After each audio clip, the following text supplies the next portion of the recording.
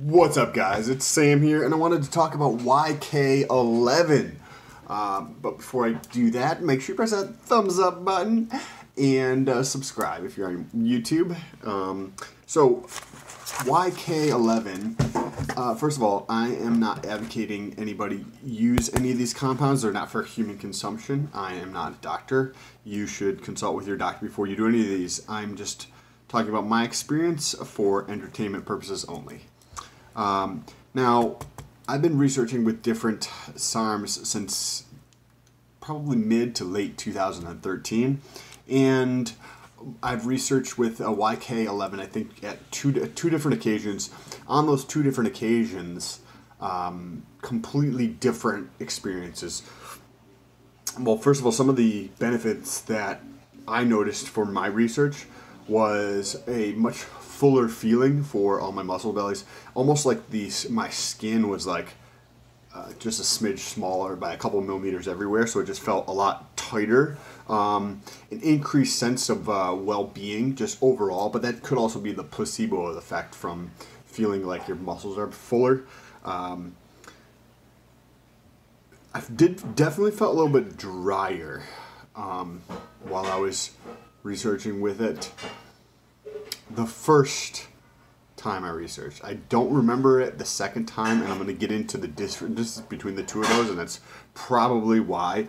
YK11 increases like follistatin based on like studies that were on it. They're just on the cell. They're not on humans yet because this is not for human consumption.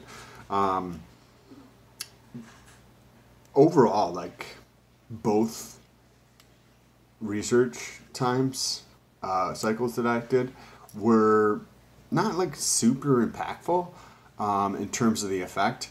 I think the dosing is probably tremendously important for something like this. I don't remember what the half-life was, but I don't remember it being...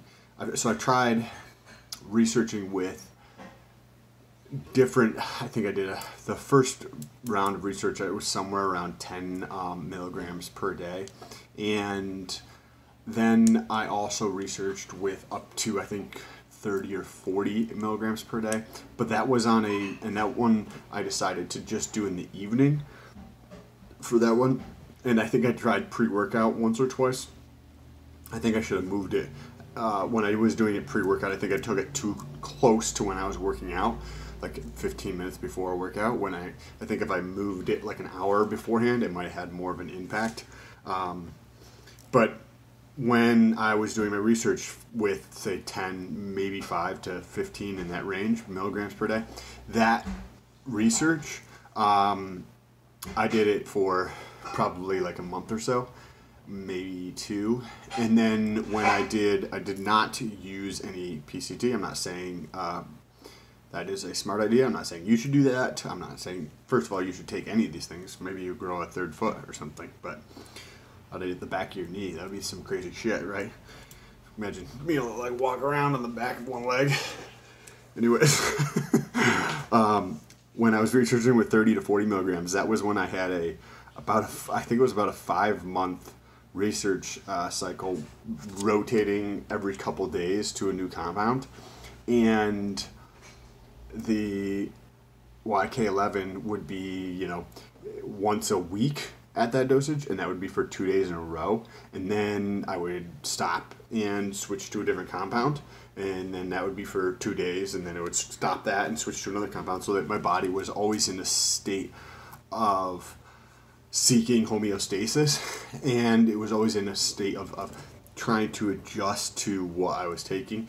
I would probably try something like that again, but try something maybe a week at a time. So it would be maybe, say, if you were researching, right, for, say, 5 different types of compounds, and there wasn't a synergistic effect to taking them all, or if you just chose that for your purposes you didn't want to, or just for experimentation, research with 1 per week and then rotate through that. So over the course of 5 weeks, your body can completely adjust to the first one that you tried for a week. So I think that personally, like if you were to take something like, say if you were smoking weed every day, right? And you smoke every single day, you need to increase the amount you smoke every single day to get to that same level of like being high, or that same feeling you get from being high. And I think that goes for any type of compound. So that was the idea, or kind of the thoughts behind using it for 2 days at a much higher dosage for research purposes, remember? And then switching to something else for 2 days, and then switching to something else, and then switching to something else. So for that, I think it was like S23, S4, Ostarine, LGD, YK11, maybe 5, maybe another one. Maybe there was MK677, that was a foundation. Something along those lines.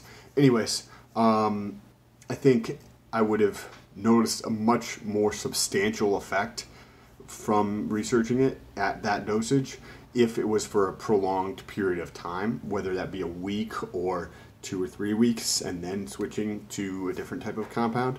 And I will probably be testing for more research purposes later in 2019. I will keep you guys updated. If you have any questions about any of this stuff, let me know down below in the comments. If it's something very specific about dosaging, I wouldn't leave it down below, or a better way to do that would just be to reach out to me on Instagram. Link will be in the description, but I'm not sure of YouTube's stance on viewing that kind of thing for the channel, so I don't know if YouTube would appreciate it leaving that type of thing in the description, and if my answering they would construe as me condoning the usage of such compounds, and I don't at all. You should know that. Anyways, appreciate you guys. Don't forget to subscribe, and talk to you soon.